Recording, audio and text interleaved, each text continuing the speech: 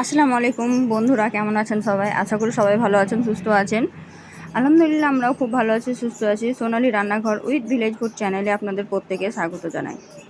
আজকে আমি তৈরি করে দেখাবো ফেটে যাওয়া দুধ দিয়ে কিভাবে খুব সহজেই ঝটপট মিষ্টি তৈরি করে নেবেন সেই রেসিপি। দুধ ফেটে গেলে অনেকেই টেনশন করেন, কিন্তু টেনশন করার কিছু নাই। ফেটে যাওয়া দুধ দিয়েও কিন্তু সুন্দর রেসিপি তৈরি হয়, আর সেটাই আজকে আমি আপনাদেরকে দেখাবো। আর দেখেই বুঝতে পারছেন যে মিষ্টিগুলো কতটা পারফেক্ট হয়েছে। একদম নরম তুলতুলে রসে ভরপুর রসগোল্লা আজকে তৈরি করে দেখাবো।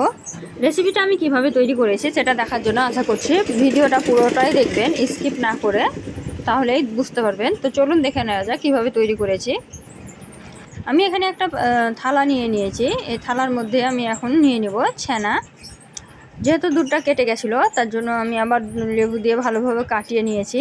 লেবুর রস দিয়ে আমি জলটা ভালোভাবে ঝরিয়ে নিয়েছি। এখন আমি হাত দিয়ে ভালোভাবে প্রথমে মথে নেব। ছানাটাকে আগে হাত দিয়ে ভালোভাবে মথে নিতে হবে, তাহলেই কিন্তু মিষ্টিটা পারফেক্টভাবে তৈরি হবে। এই তো আমি ভালোভাবে হাত দিয়ে দেখুন মথে নিচ্ছি। আপনারা চাইলে কিন্তু শুধু এই ছানাটা দিয়েই তৈরি করতে পারেন, কিন্তু আমি একটু পরিমাণ বাড়ানোর জন্য এখানে পাউডার দুধ অ্যাড করে দিয়েছি।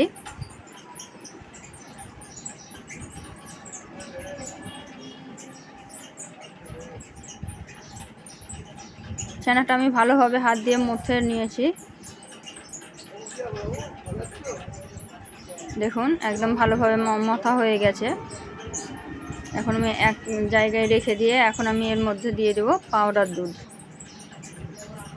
এখানে আমি বড় চামচের 1 চামচ পাউডার দুধ দিয়ে দিলাম। দিয়ে সবগুলো ভালোভাবে হাত দিয়ে আবার মথে একটা ডো তৈরি করে নেব। এখানে যখন হাত দিয়ে মাখাবেন তখন কিন্তু একটা চ্যাটচ্যাটা ভাব আসবে, যেহেতু পাউডার দুধটা দিয়েছি।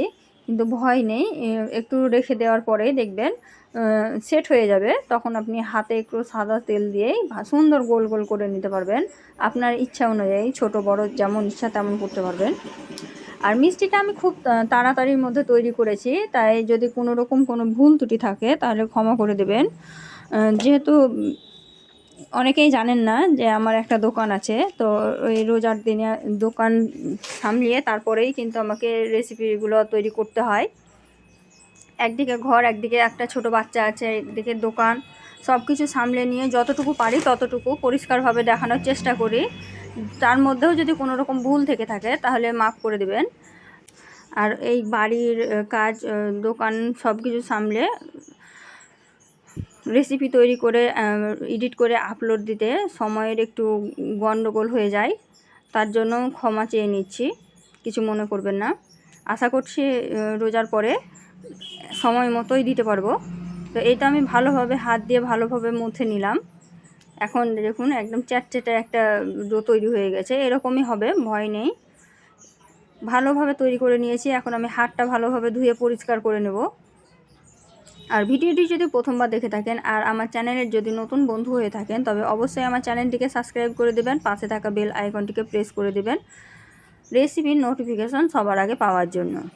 আর আমার ভিডিওগুলো যদি আপনাদের ভালো লেগে থাকে তবে অবশ্যই একটা লাইক করে দেবেন। আপনাদের একটা লাইক আমাদেরকে মোটিভেট করে নতুন নতুন রেসিপি তৈরি করার আগ্রহ বাড়ায়। তো এই তো আমি এখন দেখুন আমি সেট হতে রেখে দিয়েছি একটুর জন্য, তারপরে আমি হাতটা ধুয়ে নিচ্ছি। ছানাটা সেট হতে হতে এদিকে আমি সেরাটা তৈরি করে নেব। তার জন্য আমি এখানে জল দিয়েছি। এখানে আমি 1.5 বাটি মতন জল দিয়েছি আর 1 বাটি দিয়েছি চিনি।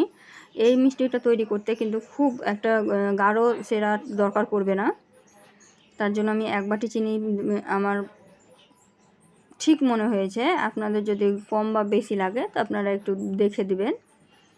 একটু চিনিগুলো গলতে শুরু করে দিয়েছে। এই ফাঁকে আমি মিষ্টিগুলো তৈরি করে নেব। চিনিটা দেখুন ভালোভাবে গলতে শুরু করে দিয়েছে, আর চিনির সেরাতে যাতে একটু সুন্দর একটা সেন্ট আসে তার জন্য আমি একটা এলাচ দিয়ে দিলাম। চিনি সেরাটা কিন্তু তৈরি হতে খুব বেশি সময় লাগে না, চিনিটা গলতে যতক্ষণ দেরি, তারপরে একটা বলক পেলেই কিন্তু চিনির সেরাটা তৈরি হয়ে যাবে। তারপরে কিন্তু চিনির সেরাটা নিচে নামিয়ে রাখলে হবে না, ওই ফুটন্ত সেরার মধ্যেই কিন্তু আপনাদেরকে মিষ্টিগুলো তৈরি করে দিয়ে দিতে হবে। এদিকে আমার ছানাটাও কিন্তু সেট হয়ে গেছে। আর এখন আমি হাতে তেল দিয়ে একটা তৈরি করে দেখালাম। দেখুন এইভাবেই আমি সবগুলো তৈরি করে নেব।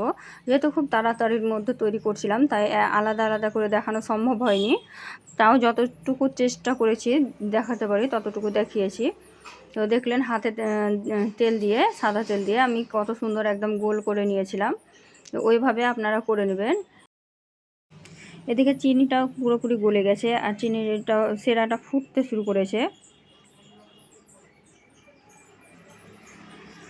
যতক্ষণে চিনিটা ফুটছিল ততক্ষণ কিন্তু আমি সাইডে মিষ্টিগুলো তৈরি করে নিচ্ছিলাম। তার জন্য কিন্তু একটু দেরি হচ্ছিল। আপনারা চাইলে এই ফুটার পরে পরেও কিন্তু মিষ্টিগুলো দিয়ে দিতে পারেন, অসুবিধা হবে না। দেখুন কত সুন্দরভাবে সেরাটা তৈরি হয়ে গেছে। এরকম সেরাই আমাদের দরকার মিষ্টিটা তৈরি করার জন্য।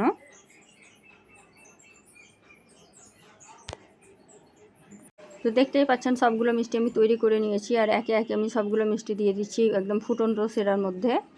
এভাবে আপনারা দিয়ে দিবেন। তারপরে 2 মিনিট মতো জাল করে নিলেই কিন্তু আপনাদের মিষ্টি রেডি হয়ে যাবে।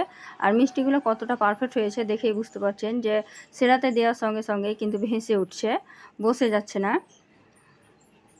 এই তো ফেটে যাওয়া দুধ দিয়েও যদি এত সুন্দর মিষ্টি তৈরি করা যায় তাহলে তো কোনো কথাই নাই। তো দেখতেই পাচ্ছেন যে মিষ্টিগুলো কত সুন্দর হচ্ছে। দেখুন 2 মিনিট ধরে একটু এটাকে রান্না করে নিতে হবে, তাহলেই কিন্তু হয়ে যাবে। দেওয়ার সঙ্গে সঙ্গে কিন্তু মিষ্টিগুলো নাড়াচাড়া করবেন না, নাহলে কিন্তু ভেঙে যেতে পারে। এটা আমি একটু রান্না করার পরেই কিন্তু আমি নেড়ে চেড়ে রান্না করে নিচ্ছি।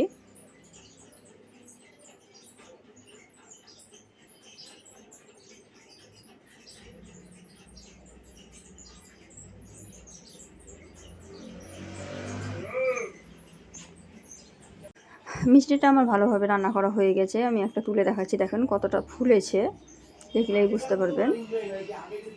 এই তো তুলে দেখালাম। দেখুন এবার আমি গ্যাসটা বন্ধ করে একটা পাত্রে নামিয়ে নিয়ে দেখাচ্ছি। খুব ঝটপট ছিল, তার জন্য আমি তাড়াতাড়ি নামিয়ে ঠান্ডা করার সময় পাইনি, গরম গরমই তুলে দেখাচ্ছি। দেখুন কতটা সফট হয়েছে, দেখুন আর কতটা পারফেক্ট হয়েছে। এই তো আমি প্লেটে নিয়ে দেখালাম।